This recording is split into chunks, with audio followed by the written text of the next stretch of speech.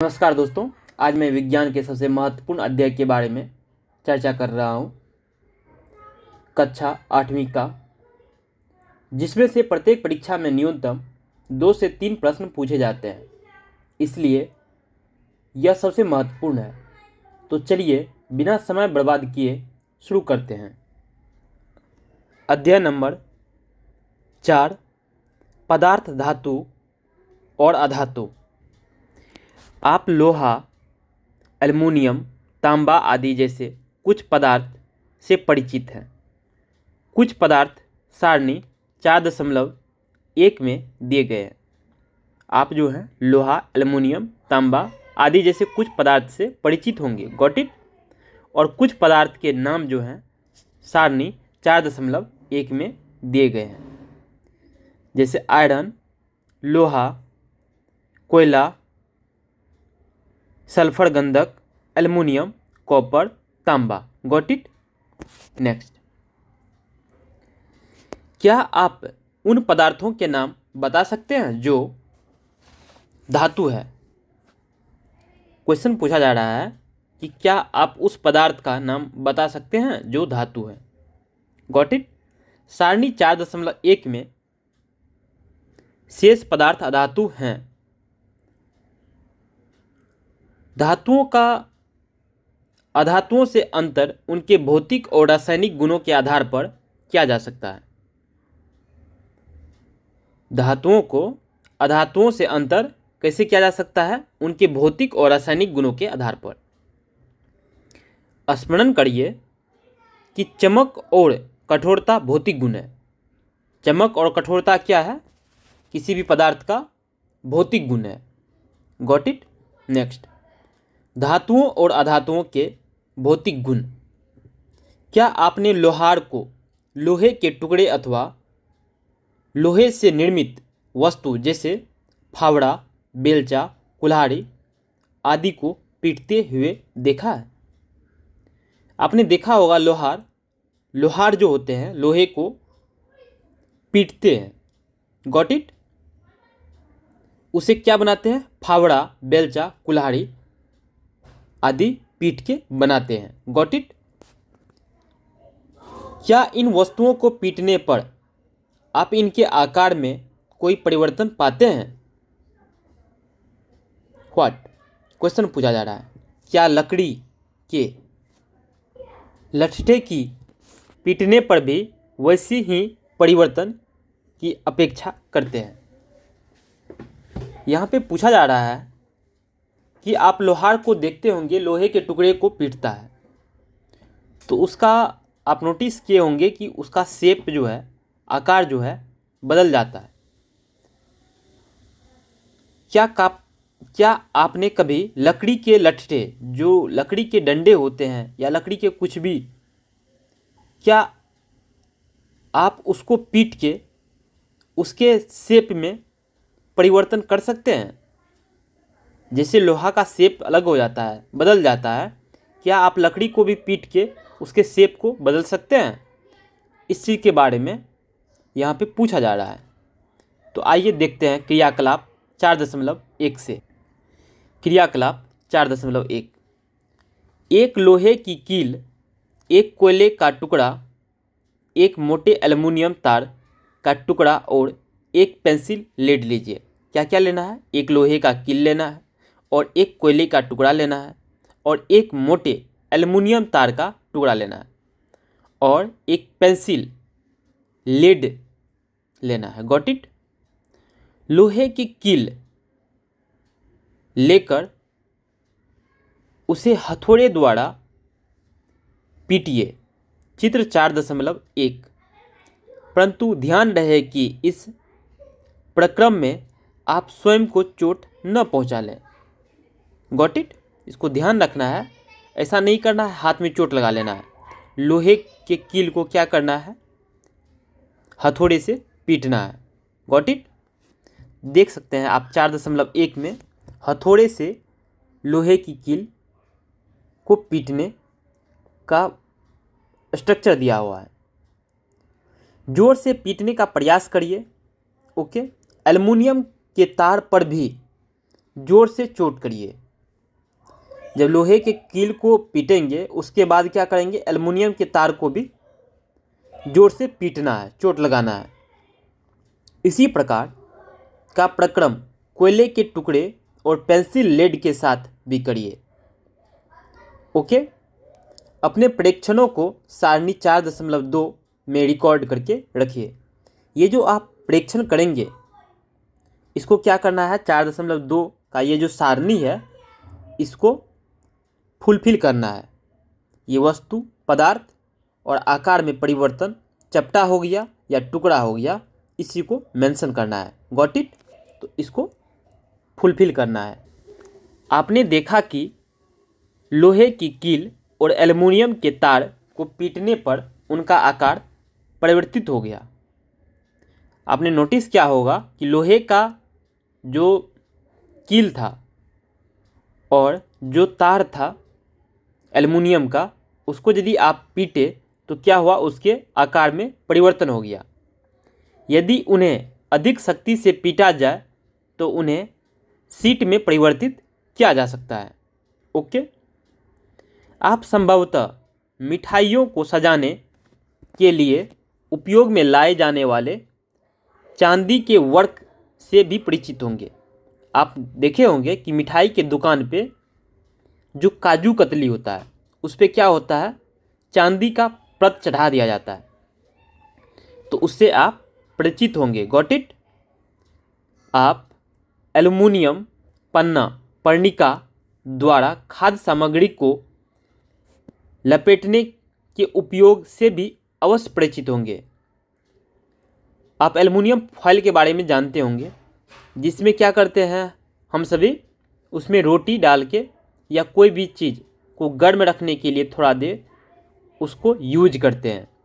तो वो aluminium foil जो होता है कितना पतला होता है, उसी चीज़ के बारे में यहाँ पे बताया गया है। धातुओं का गुण जिसके कारण उन्हें पीट कर शीट में परिवर्तित किया जा सकता है आघातवर्धनीय कहलाता है। धातुओं का गुण जिसके कारण उन्हें पीट कर शीट में परिवर्तित कर दिया जाता है उसे क्या कहेंगे हम, आघातवर्धनीयता कहेंगे। Got it? यह धातुओं का अभिलक्षणिक गुण है। जैसा आपने देखा होगा कोयले और पेंसिल लेड जैसे पदार्थ यह गुण प्रदर्शित नहीं करता है। Got it?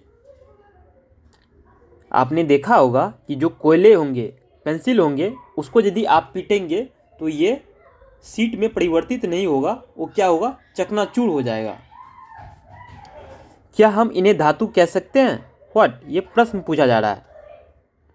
क्या आप बिना प्लास्टिक या लकड़ी के हत्थे वाले गर्म धातु के पात्र को स्वयं को बिना आघात पहुंचाए पकड़ सकते हैं? शायद नहीं। क्यों?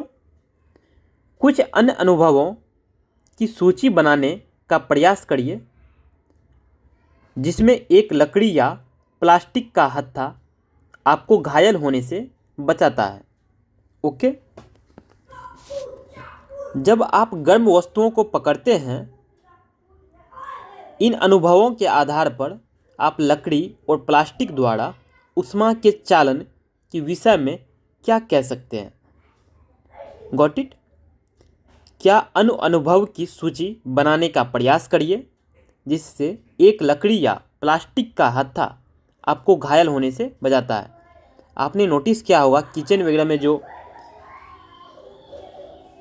बर्तन होते हैं उसमें बहुत सारे बर्तन में या तो प्लास्टिक का या लकड़ी का हत्था लगा दिया जाता है। जब आप गर्म वस्तुओं को पकड़ते हैं, इन अनुभवों के आधार पर आप लकड़ी और प्लास्टिक द्वारा ऊष्मा के चालन के विषय में क्या कह सकते हैं?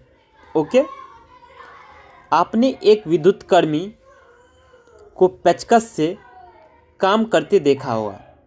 आपने एक विद्युत कर्मी को पेचकस से काम करते हुए देखा होगा। उसका हत्था किस प्रकार होता है, क्यों? आइए जानें। क्रियाकलाप 4.2 याद करिए, किसी वस्तु में विद्युत का प्रवाह होता है या नहीं। याद करिए, किसी वस्तु में विद्युत का प्रवाह होता है या नहीं।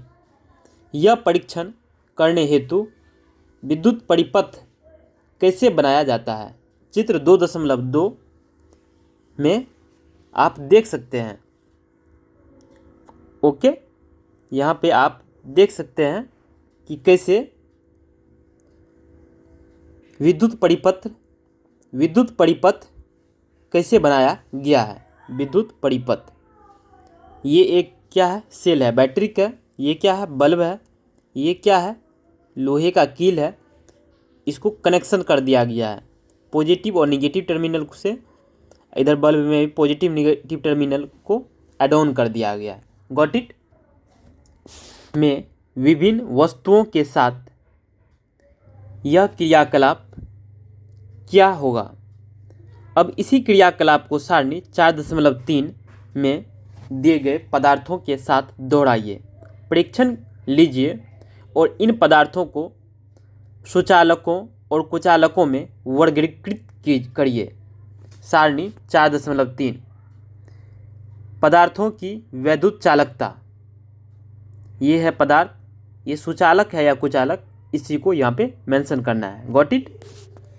आपने पाया कि लोहे की छड़, कील और तांबे का तार सुचालक है। ओके, जबकि गंधक और कोयला कुचालक है। छड़, लोहे की छड़, कील और तांबा क्या है, सुचालक है, जबकि गंधक और कोयला क्या है, कुचालक है विद्युत का। Got it. ओह, ये पहली कह रही है, ओह, अपने अनुभव स्मरण करने और फिर इस क्रियाकलाप का अर्थ यह दिखाना था कि धातु ऊष्मा और विद्युत के सुचालक होते हैं। यह हमने कक्षा 6 में सीखा था, 6 में सीखा था। Got it. ये कौन कह रही है, पहली कह रही है। Got it. इसके बाद आगे समझते हैं। आप एल्युमिनियम और तांबे की तारों का उपयोग कहाँ देखते हैं। क्या आपने कोयले की तारें देखी है क्या, निश्चित रूप से नहीं देखे होंगे। Got it. धातुओं का वह गुण जिससे उन्हें खींचकर तारों में परिवर्तित किया जा सकता है तन्यता कहलाता है। धातुओं का वह गुण जिससे उन्हें खींचकर तारों में परिवर्तित किया जा सकता है उसे हम क्या कहेंगे, तन्यता कहेंगे।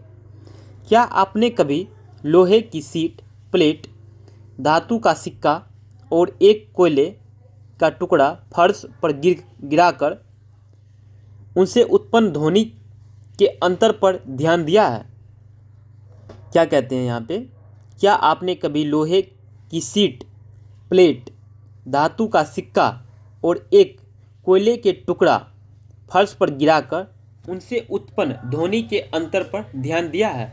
यदि नहीं तो अब आप प्रयास कर सकते हैं। कहने का मतलब यह है कि यदि आप धातु का सिक्का और एक कोयले के टुकड़े को यदि फर्श पे गिराएंगे तो दोनों के आवाज़ में आप ध्वनि में अंतर दिखेगा आपको। तो इस चीज़ को आपको खुद से ऑब्जर्व करना है, करके देखना है। Got it. क्या आप उत्पन्न ध्वनियों में कोई अंतर पाते हैं। क्या आपने मंदिरों में लकड़ी की घंटियों देखी है।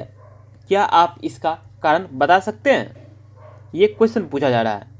धातुओं से बनी वस्तुओं को जब कठोर सतह से टकराया जाता है, जब धातुओं से बनी कोई भी वस्तु हो, जब कठोर सतह से उसको टकराएंगे तो एक निनाद ध्वनि, रिंगिंग साउंड उत्पन्न होती है। Got it. माना आपके पास दो समान दिखने वाले डिब्बे हैं, एक लकड़ी से निर्मित है और दूसरा धातु से। Got it. क्या आप दोनों डिब्बों पर चोट करके बता सकते हैं कौन सा डिब्बा धातु का बना हुआ है। मान लीजिए आपके पास दो डब्बे हैं, एक लकड़ी का बना हुआ है और दूसरा जो है धातु का बना हुआ है। तो क्या आप उस पर चोट मार के, चोट करके, पीट के क्या आप बता सकते हैं कौन डब्बा धातु का बना हुआ है, कौन अधातु का बना हुआ है। Got it? इसी को ऑब्जर्व करना है। क्योंकि धातु गायन ध्वनियाँ उत्पन्न करते हैं अतः वे ध्वनिक कहलाते हैं। क्योंकि धातु गायन ध्वनियाँ उत्पन्न करते हैं अतः वे ध्वनिक कहलाते हैं। धातुओं के अलावा अन्य पदार्थ ध्वनिक नहीं होते। धातुओं के अलावा अन्य पदार्थ कोई भी ध्वनिक नहीं होते। Got it? नेक्स्ट, उक्त क्रियाकलाप करने के पश्चात हम कह सकते हैं कि कुछ पदार्थ कठोर, चमकीले, आघातवर्ध, तन्य, ध्वनिक और ऊष्मा तथा विद्युत के सुचालक होते हैं। जो ऊपर में हमने एक्टिविटी की उसके पश्चात हम निष्कर्ष निकाल सकते हैं कि कुछ पदार्थ जो होते हैं कठोर होते हैं, चमकीले होते हैं, आघातवर्ध होते हैं, तन्य होते हैं, ध्वनिक होते हैं और ऊष्मा तथा विद्युत के सुचालक होते हैं। Got it? पदार्थ जिनमें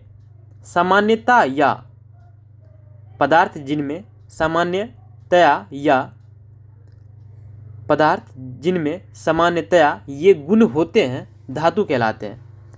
जो कठोर होगा, चमकीला होगा, आघातवर्धनीय होगा, ध्वनिक होगा, तन्य होगा, ऊष्मा तथा विद्युत के सुचालक होंगे, वह क्या कहलाएंगे? धातु कहलाएंगे। Got it?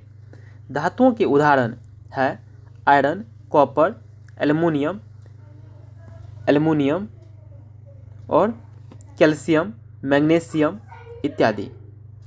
इसके विपरीत कोयले, सल्फर जैसे पदार्थ नरम है तथा दिखने में मलिन है। ये हथौड़े की हल्की चोट से टूटकर चूर हो जाता है, मतलब चूरा हो जाता है, चूर्ण। ध्वनिक नहीं है और ऊष्मा तथा विद्युत के कुचालक है। क्या? जो भी हथौड़े से टूट जाते हैं जैसे कि कोयला, सल्फर, ये क्या होते हैं? यदि आप हथौड़े से इस पे हल्का चोट लगाएंगे तो ये टूटकर चूरा हो जाएगा और ध्वनिक नहीं है और ऊष्मा तथा विद्युत के कुचालक होते हैं। ये पदार्थ अधातु कहलाते हैं। अधातुओं के उदाहरण हैं सल्फर, कार्बन, ऑक्सीजन, फास्फोरस इत्यादि। Got it? तो ध्यान रखना है अधातु के क्या क्या उदाहरण हैं? सल्फर, कार्बन, ऑक्सीजन, फास्फोरस इत्यादि। Got it? नेक्स्ट, सोडियम और पोटेशियम धातु नरम होते हैं। जो सोडियम और पोटेशियम धातु होते हैं नरम होते हैं, इसको ध्यान रखना है, ये पूछा जाता है और उन्हें चाकू से काटा जा सकता है। तो यह बात को भी ध्यान रखना है। सोडियम और पोटेशियम धातु जो होते हैं नरम होते हैं और इन्हें चाकू से काटा जा सकता है। मरकरी, पारा केवल ऐसा धातु है जो कमरे के तापमान पर द्रव अवस्था में पाया जाता है। ये अपवाद है। जो मरकरी होता है, पारा, केवल ऐसा धातु है जो कि रूम टेम्परेचर, कमरे के तापमान पर लिक्विड द्रव अवस्था में पाया जाता है। ये क्या है? अपवाद, एक्सेप्शन है। Got it? इसको ध्यान रखना है, यहाँ से क्वेश्चन पूछा जाता है। Got it? नेक्स्ट, धातुओं और अधातुओं के रासायनिक गुण। ऑक्सीजन से अभिक्रिया। आप आयरन में जंग लगने की परिघटना से परिचित है। जंग बनने की अभिक्रिया का स्मरण करिए। अपनी कक्षा 7 में मैग्नीशियम रिबन के वायु में दहन का क्रियाकलाप किया है। आपने सीखा था कि दोनों प्रक्रमों में ऑक्साइड बनते हैं। आयरन और मैग्नीशियम की ऑक्सीजन के साथ निम्नलिखित अभिक्रिया को पूरा करिए। आयरन Fe, गॉट इट, और ऑक्सीजन O2 प्लस H2O जल gives as a product what? Magnesium Mg, oxygen O2 gives as a product what? क्रियाकलाप 4.3। आइए आयरन, ऑक्सीजन और जल की अभिक्रिया के परिणाम स्वरूप बने जंग की प्रकृति की जांच करें। लगभग 1 चम्मच जंग को इकट्ठा करिए और उसे बहुत थोड़े जल में घोलिए। आप पाएंगे कि वह जल में निलंबन के रूप में रहता है। लटकन को अच्छी तरह हिलाइए। विलयन का परीक्षण क्रमशः लाल और नीले लिटमस पत्रों से करिए। चित्र 4.3 आप क्या देखते हैं? विलयन अम्लीय है या क्षारीय है? इस चीज़ को ऑब्जर्व करना है। Got it? यहाँ पे आप नोटिस कर सकते हैं। जंग की प्रकृति का परीक्षण करना है। Got it? ये लाल लिटमस पत्र है। ओके, ये जंग का निलंबन यहाँ पे देखा जा रहा है। Got it? तो इसको ऑब्जर्व करना। क्या कॉपर में भी जंग लगता है? व्हाट? मैंने कॉपर के बर्तनों की सतह पर हरा पदार्थ जमा हुआ देखा है। ओके, जब कॉपर के बर्तन को लंबे समय तक नम वायु में खुला रखा जाता है तो उस पर एक हल्की हरी परत जम जाती है। यह हरा पदार्थ कॉपर हाइड्रोक्साइड CuOH2 और कॉपर कार्बोनेट CuCO3 का मिश्रण होता है। Got it? जब कॉपर के बर्तन को लंबे समय तक आप नम वायु में रखेंगे, खुला वातावरण में, तो उस पर आप देखेंगे कि एक हल्की हरी परत जम जाती है। यह हरा परत जो है, यह हरा पदार्थ कॉपर हाइड्रोक्साइड CuOH2 और कॉपर कार्बोनेट CuCO3 का मिश्रण होता है। ये हरा पदार्थ जो होता है, जो कि कॉपर के बर्तन पे एक लेयर बन जाता है, वो किस चीज़ से बना होता है? कॉपर हाइड्रोक्साइड CuOH2 और कॉपर कार्बोनेट CuCO3। ओके, अभिक्रिया निम्नलिखित है। नम वायु 2Cu + H2O + CO2 + O2 gives as a product CuOH2 + CuCO3।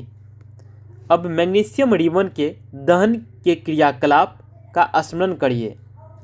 Magnesium ribbon का दहन करने पर प्राप्त राख को जल में घोलकर उसकी अम्लीय या क्षारीय प्रकृति जानने हेतु विलयन का परीक्षण करते हैं। अब क्या करना है? मैग्नीशियम रिबन के दहन की क्रियाकलाप को स्मरण करना है, याद करना है। Got it? मैग्नीशियम रिबन का दहन मतलब कंबसन करने पर प्राप्त राख को जल में घोलकर उसकी अम्लीय या क्षारीय प्रकृति जानने हेतु विलयन का परीक्षण करते हैं। विलयन अम्लीय है या क्षारीय, आप इसको किस प्रकार सुनिश्चित करेंगे? Got it? कोई भी विलयन जो है अम्लीय है या क्षारीय, इसको कैसे आप समझ पाएंगे? आपने परीक्षण किया होगा कि लाल लिटमस नीला हो जाता है। लाल लिटमस क्या हो जाता है? नीला हो जाता है। इसलिए मैग्नीशियम के ऑक्साइड की प्रकृति क्षारीय होती है। Got it? सामान्यतः धात्विक ऑक्साइड क्षारीय प्रकृति के होते हैं। सामान्यतः क्या होते हैं? जो धात्विक ऑक्साइड होते हैं वो क्षारीय प्रकृति के होते हैं, तो इसको ध्यान रखना है। और लाल लिटमस क्या होता है? नीला हो जाता है। इसलिए मैग्नीशियम के ऑक्साइड की प्रकृति जो होती है क्षारीय होती है। Got it? आइए अब अधातुओं की ऑक्सीजन के साथ अभिक्रिया का परीक्षण करें। Got it? क्रियाकलाप 4.4 शिक्षक द्वारा कक्षा में प्रदर्शित की जाए। चूर्णित सल्फर की कुछ मात्रा एक उद्दहन चम्मच में लीजिए और उसे गर्म करिए। ओके, क्या करना है? चूर्णित सल्फर की कुछ मात्रा को एक चम्मच में लेना है और उसको क्या करना है? जलाना है, उसे गर्म करना है। यदि उद्दहन चम्मच उपलब्ध न हो तो आप किसी भी बोतल का धातु का ढक्कन ले सकते हैं। इसके चारों ओर एक धातु का तार लपेट दीजिए, जैसा कि चित्र 4.4 ए में दिखाया गया है। जैसे ही सल्फर, यहाँ पे आप 4.4 ए में देख सकते हैं सल्फर चूर्ण का दहन। ये क्या है, ढक्कन है बोतल का, और इसको क्या किया गया है, तार से बांध दिया गया है। जलना प्रारंभ हो तो चम्मच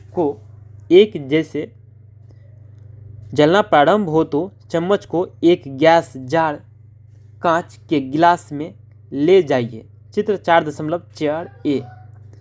गिलास को एक ढक्कन से ढक दीजिए जिससे बनने वाली गैस बाहर न जा सके। कुछ समय पश्चात चम्मच को हटा दीजिए, गिलास में थोड़ा जल डालिए और तुरंत ढक्कन से वापस ढक दीजिए। अब गिलास को भली भांति हिलाइए। विलियन का परीक्षण क्रमशः लाल और नीला लिटमस पत्रों से करिए। Got it? क्या करना है, जो विलियन है इसका परीक्षण कैसे करना है, लाल और नीला लिटमस पत्रों के साथ। Got it? यहाँ पे आप देख सकते हैं 4.4 बी में लिटमस पत्रों द्वारा विलियन का परीक्षण किया जा रहा है। ये लिटमस पत्र यहाँ पे यूज किया जा रहा है। Got it? सारणी 4.4 अम्लों और क्षारों में धातु और अधातु। सल्फर और ऑक्सीजन की अभिक्रिया में बनने वाले उत्पाद का नाम सल्फर डाइऑक्साइड गैस है। ओके, जब सल्फर डाइऑक्साइड को जल में विलय करते हैं तो सल्फ्यूरस अम्ल प्राप्त होता है। अभिक्रिया निम्न प्रकार से दी जा सकती है। Sulphur dioxide SO2 plus H2O gives as a product sulfurous अम्ल H2SO3। SO2 plus H2O gives H2SO3। Sulphurous अम्ल नीले लिटमस पत्र को लाल कर देता है। सल्फ्यूरस अम्ल जो है नीले लिटमस को क्या करता है, लाल कर देता है। Got it? सामान्यतः अधातुओं के ऑक्साइड अम्लीय प्रकृति के होते हैं। अधातु के ऑक्साइड जो होते हैं किस प्रकृति के होते हैं, अम्लीय प्रकृति के होते हैं। प्रयोगशाला में काम आने वाले कुछ अम्लों और क्षारों के नाम याद करिए जो आपने कक्षा 7 में पढ़े थे। उनके नाम सारणी 4.4 में लिखिए। Got it? उनमें उपस्थित धातु अथवा अधातुओं की पहचान करिए जो ऑक्सीजन के साथ ऑक्साइड बनाता है। नेक्स्ट, जल के साथ अभिक्रिया। आइए देखें धातु और अधातु किस प्रकार जल से अभिक्रिया करते हैं। ओके, सोडियम धातु बहुत अभिक्रियाशील होती है। जो सोडियम धातु होते हैं बहुत अभिक्रियाशील होता है। Got it? यह ऑक्सीजन और जल के साथ अत्यंत तीव्र अभिक्रिया करता है, तो इसको ध्यान रखना है। जो सोडियम धातु होते हैं बहुत अभिक्रियाशील होते हैं और यह ऑक्सीजन और जल के साथ अत्यंत तीव्र अभिक्रिया करता है। अभिक्रिया में बहुत अधिक ऊष्मा उत्पन्न होता है। अभिक्रिया में बहुत ज़्यादा मात्रा में हीट प्रोड्यूस होता है। Got it? इसलिए यह मिट्टी के तेल में संचित रखा जाता है। इसलिए क्या करते हैं, सोडियम को मिट्टी के तेल में संचित रखते हैं। Got it? एक्टिविटी 4.5 शिक्षक द्वारा कक्षा में प्रदर्शित की जाए। ओके, प्रदर्शन के समय विशिष्ट सावधानी रखी जाए कि सोडियम धातु के टुकड़े का आकार लगभग गेहूं के दाने के बराबर हो। इसे चिमटी द्वारा पकड़ना चाहिए। Got it? ये क्या करना है, शिक्षक के प्रेजेंट में करना है। और जो सोडियम धातु है उसका आकार कितना बड़ा होना चाहिए, गेहूं के दाने के बराबर। एक 250 ml का बीकर या कांच का गिलास लीजिए। ओके, इसे आधा जल से भर लीजिए। ओके, अब सावधानी पूर्वक एक छोटा सोडियम धातु का टुकड़ा काटिए। ओके, फिल्टर पत्र का उपयोग कर इसे सुखा लीजिए और फिर रुई के छोटे टुकड़े से लपेट लीजिए। रुई से लिपटे सोडियम के टुकड़े को बीकर में डाल दीजिए। ओके। सावधानी पूर्वक परीक्षण लीजिए। परीक्षण लेते समय बीकर से दूर रहें। जब अभिक्रिया बंद हो जाए बीकर को छूइए। आप क्या अनुभव करते हैं? क्या बीकर गर्म हो गया? विलियन का लाल और नीले लिटमस पत्रों से परीक्षण करिए। विलियन अम्लीय है या क्षारीय? क्या गॉट इट? इस ऑब्जर्वेशन को करना है, ध्यानपूर्वक करना है और शिक्षक के साथ करना है। Got it? आपने देखा कि सोडियम जल के साथ तीव्र अभिक्रिया करता है। कुछ अन्य धातु ऐसा नहीं करते। उदाहरण के लिए आयरन जल से धीमी अभिक्रिया करता है। Got it? सोडियम जो है जल से बहुत जल्दी मतलब तीव्र अभिक्रिया करता है, लेकिन कुछ अन्य धातु जैसे कि आयरन जल में बहुत धीमी अभिक्रिया करता है। Got it? तो इसको ध्यान रखना है। सामान्यतः अधातु जल से अभिक्रिया नहीं करते, यद्यपि वे वायु में बहुत सक्रिय हो सकते हैं। इस प्रकार के अधातुओं को जल में रखा जाता है। उदाहरण के लिए फास्फोरस एक बहुत सक्रिय अधातु है। जो फास्फोरस है बहुत सक्रिय अधातु है। वायु में खुला रखने पर यह आग पकड़ लेता है। फास्फोरस से वायुमंडलीय ऑक्सीजन का संपर्क न हो, इसलिए उसे जल में रखा जाता है। फास्फोरस को कैसे रखा जाता है, किस में रखा जाता है? तो जल में रखा जाता है, क्योंकि जैसे ही यह इन्वायरमेंट में वातावरण में आएगा तो क्या होगा? आग पकड़ लेगा। Got it? तो इसको ध्यान रखना है। नेक्स्ट, अम्लों से अभिक्रिया। आइए देखें धातु और अधातु अम्लों के साथ किस प्रकार व्यवहार करते हैं। क्रियाकलाप 4.6। सावधानी, प्रखनली के मुंह को अपने चेहरे से दूर रखिए। ओके। प्रखनली पकड़ने के लिए प्रखनली होल्डर का प्रयोग करिए। ओके। सारणी 4.5 में सूचीबद्ध धातुओं और अधातुओं के नमूने पृथक प्रखनलियों में लीजिए और उन्हें A, B, C, D, E और F से चिन्हित कर दीजिए। ओके। ड्रॉपर की सहायता से प्रत्येक प्रखनली में एक एक करके 5 ml तनु हाइड्रोक्लोरिक अम्ल डालिए। तनु लेना है। Got it? अभिक्रिया का सावधानीपूर्वक परीक्षण करिए।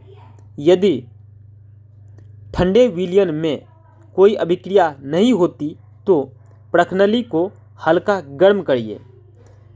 प्रत्येक प्रखनली के मुंह के पास एक जलती हुई माचिस की तिल्ली लाइए। ओके। क्या करना है? प्रत्येक प्रखनली के पास एक जलती हुई माचिस की तिल्ली उसके प्रखनली के मुंह पर लाना है। यह क्रियाकलाप तनु हाइड्रोक्लोरिक अम्ल के स्थान पर तनु सल्फ्यूरिक अम्ल लेकर दोहराइए।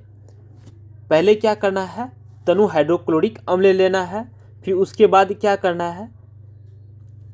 तनु हाइड्रोक्लोरिक अम्ल को हटा के तनु सल्फ्यूरिक अम्ल को लेकर इस प्रक्रिया को क्या करना है? दोहराना है। Got it? अपने प्रेक्षण को सारणी 4.5 में लिखिए। Got it? क्या धातु और अधातु अम्लों से भिन्न प्रकार से अभिक्रिया करते हैं? प्रखनलियों के मुंह के पास जलती हुई माचिस की तिल्ली लाने पर कुछ में पॉप ध्वनि क्यों उत्पन्न हुई थी?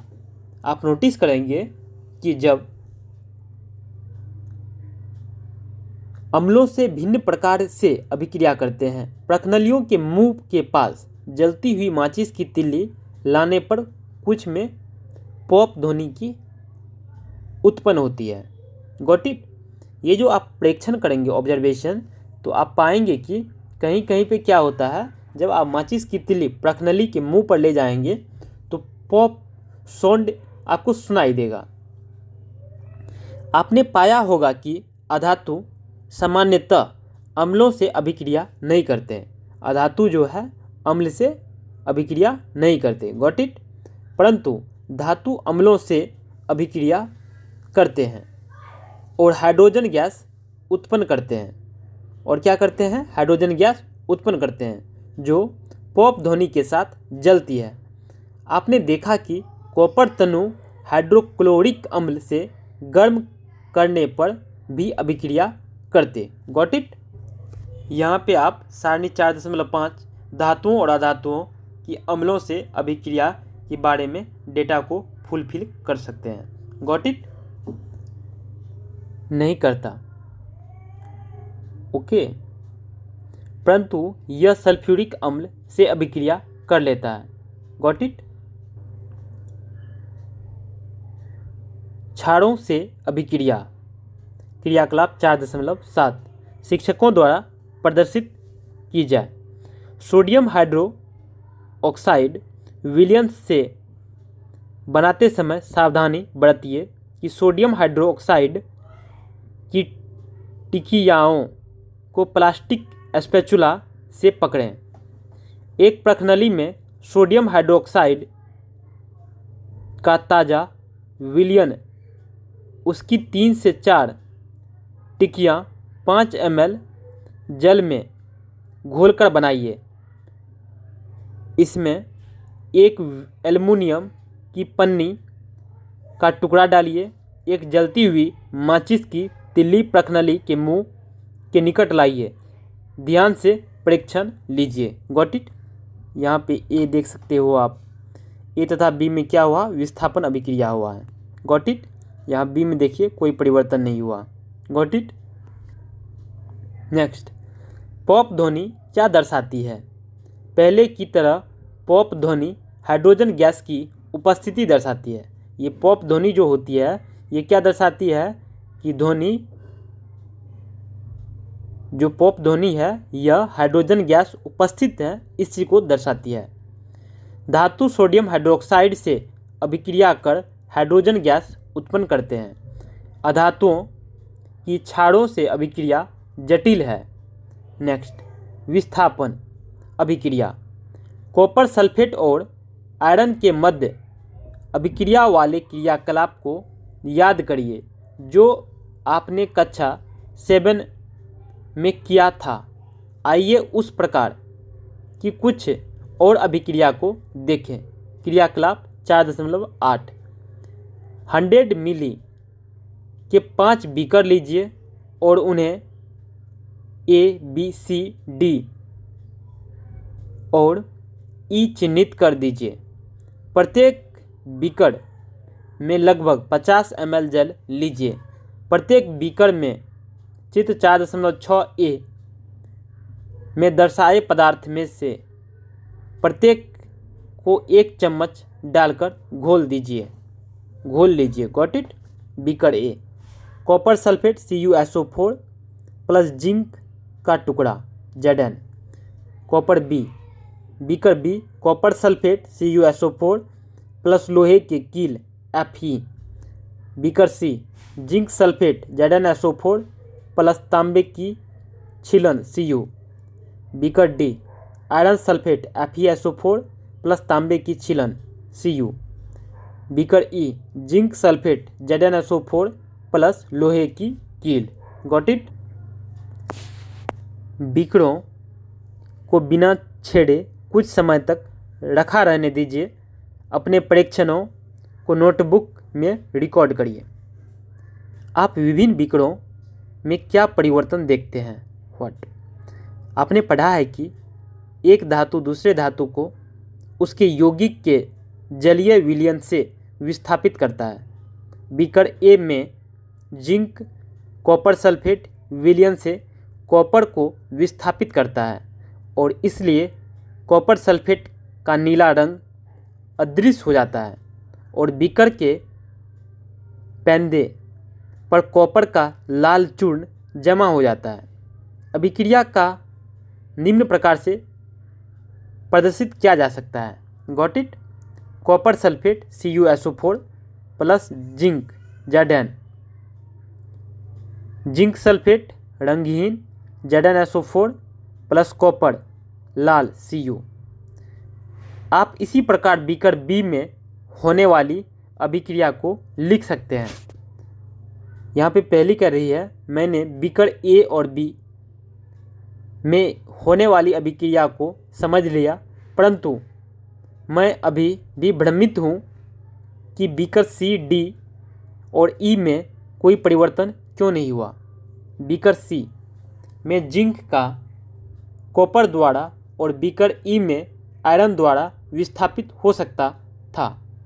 इसी प्रकार बीकर डी में आयरन का विस्थापन कॉपर द्वारा हो सकता था, क्योंकि हम बीकर सी में कोई परिवर्तन नहीं देखते हैं। हम इस निष्कर्ष पर पहुंच सकते हैं कि कॉपर जिंक सल्फेट से जिंक को प्रतिस्थापित करने में सक्षम है। Got it? नहीं है, परंतु क्यों? जब बीकर ए में जिंक कॉपर को प्रतिस्थापित कर सकता है तो बीकर सी में कॉपर जिंक को प्रतिस्थापित क्यों नहीं कर सकता? याद रखिए, विज्ञान मनमाना नहीं होता। यह तथ्यों पर आधारित निश्चित नियमों का पालन करता है और यह नियम यह है कि जिंक कॉपर और आयरन से अधिक अभिक्रियाशील है। यहाँ पे नियम यह है कि जिंक जो है कॉपर और आयरन से अधिक अभिक्रियाशील है। Got it? एक अधिक अभिक्रियाशील धातु कम अभिक्रियाशील धातु को विस्थापित कर सकता है, तो इसको ध्यान रखना है। जो जिंक है कॉपर और आयरन से अधिक अभिक्रियाशील है और एक अधिक अभिक्रियाशील धातु कम अभिक्रियाशील धातु को विस्थापित कर सकता है, परंतु कम अभिक्रियाशील धातु अधिक अभिक्रियाशील धातु को प्रतिस्थापित नहीं कर सकता। अब आप समझ सकते हैं कि बीकर डी और ई में विस्थापन अभिक्रिया क्यों संपन्न नहीं हुई। क्या आप जिंक, आयरन और कॉपर के मध्य अधिक अभिक्रियाशील से कम अभिक्रियाशील धातु के क्रम का अनुमान लगा सकते हैं? धातुओं और अधातुओं के उपयोग। आपको अनुमान लगाने में सक्षम होना चाहिए कि क्यों धातुओं का उपयोग मशीनों, मोटर गाड़ियों, वायुयान, रेलगाड़ियों, उपग्रह, औद्योगिक साजो सामान, खाना बनाने के पात्र, जल, बॉयलर आदि के निर्माण में किया जाता है। आप कुछ अधातुओं के उपयोग से भी परिचित होंगे। यहाँ कुछ रोचक उपयोग दिए जा रहे हैं। हमें विश्वास है कि आप उनका सही अनुमान लगा पाएंगे। ओके? अधातु जो हमारे जीवन के लिए आवश्यक है और जिसे सभी सजीव श्वसन के समय अंदर लेते हैं। ओके? क्या अधातु क्या है? ऑक्सीजन। अधातु जिनका उपयोग उर्वरकों में पौधों की वृद्धि हेतु किया जाता है। Got it? उर्वरक में किसका प्रयोग किया जाता है? एनपीके का नाम सुने होंगे, नाइट्रोजन, फास्फोरस। Got it? अधातु जिसका उपयोग जल शुद्धिकरण प्रक्रम में किया जाता है, तो अधातु का नाम क्या होगा बताइए। नेक्स्ट, अधातु जिसका बैंगनी रंग का विलयन एंटीबायोटिक के रूप में घावों पर लगाया जाता है। नेक्स्ट, पटाखों में प्रयुक्त होने वाले अधातु। आप अपने अनुभव से धातुओं और अधातुओं के कुछ और उपयोग जोड़ सकते हैं। Got it? पहली यहाँ पे कह रही है मैंने सुना है कि पौधों में मैग्नीशियम पाया जाता है। यह उनमें किस रूप में पाया जाता है? ये बुझो कह रहा है डॉक्टर ने मेरे शरीर में आयरन की कमी बताई है। मेरे शरीर में आयरन कहाँ है? ओके? ये कौन कह रहा है? बुझो कह रहा है। ये कुछ नोट्स दिए हुए हैं। आपने कक्षा 7 में सीखा है कि रासायनिक अभिक्रिया में नए पदार्थ बनते हैं। ये पदार्थ उन पदार्थों से भिन्न होते हैं जिनमें अभिक्रिया होती है। अब यदि कोई पदार्थ रासायनिक अभिक्रिया द्वारा ठंडा करके गर्म कर अथवा वैद्युत अपघटन द्वारा और अधिक विघटित नहीं किया जा सकता तो वह तत्व कहलाता है। सल्फर एक तत्व है। सल्फर क्या है? एक तत्व है। इसी प्रकार आयरन और कार्बन भी एक तत्व है। तत्व के एक नमूने में एक ही प्रकार के परमाणु होते हैं। परमाणु तत्व की सबसे छोटी इकाई होता है। तत्व के भौतिक परिवर्तनों में तत्व के परमाणु अप्रभावित रहते हैं। उदाहरण के लिए द्रव सल्फर का परमाणु पूर्ण रूप से ठोस अथवा वाष्प सल्फर के परमाणु के समान होता है। यद्यपि ब्रह्मांड में पदार्थों की असंख्य किस्में हैं, इन्हें बनाने वाले तत्वों की संख्या सीमित है। प्राकृतिक रूप से पाए जाने वाले तत्वों की संख्या 94 से अधिक नहीं है। धातुओं और अधातुओं के रूप में तत्वों का एक महत्वपूर्ण वर्गीकरण है। अधिकांश तत्व धातु हैं, 20 से कम अधातु, कुछ उपधातु जिनमें धातुओं और अधातुओं दोनों का गुण होते हैं। Got it? आपने क्या सीखा? धातुओं में चमक होती है जबकि अधातुओं में चमक नहीं होती है। नेक्स्ट, सामान्यतः धातु आघातवर्धनीय और तने होते हैं, अधातु नहीं होते। सामान्यतः धातु ऊष्मा और विद्युत के सुचालक होते हैं परंतु अधातु नहीं होते। ओके। नेक्स्ट, दहन करने पर धातु ऑक्सीजन से अभिक्रिया कर धातु ऑक्साइड बनाते हैं जो क्षारीय प्रकृति के होते हैं। अधातु ऑक्सीजन से अभिक्रिया कर अधातु ऑक्साइड बनाते हैं जिनकी प्रकृति अम्लीय होते हैं। ओके। नेक्स्ट, कुछ धातु जल से अभिक्रिया कर धातु हाइड्रोक्साइड और हाइड्रोजन गैस उत्पन्न करते हैं। अधातु जल से अभिक्रिया नहीं करते। नेक्स्ट, धातु अम्लों से अभिक्रिया करते हैं और धातु लवण तथा हाइड्रोजन गैस बनाते हैं। सामान्यतः अधातु अम्लों से अभिक्रिया नहीं करते। नेक्स्ट, कुछ धातु क्षारों से अभिक्रिया कर हाइड्रोजन गैस देते हैं। ओके। नेक्स्ट, अधिक अभिक्रियाशील धातु कम अभिक्रियाशील धातुओं को उनके धातु यौगिकों के जलीय विलयन में विस्थापित कर देते हैं। नेक्स्ट और लास्ट, धातुओं और अधातुओं का दैनिक जीवन में व्यापक उपयोग होता है। Got it? तो थैंक यू फ्रेंड्स, उम्मीद है कि आप कुछ नया सीखे होंगे। तो बहुत बहुत धन्यवाद। आप अपना महत्वपूर्ण समय दिए और मैंने भी कोशिश किया आपको समझाने का, सिखाने का। Radhe Radhe. Thank you for watching this video. Please like, share and subscribe.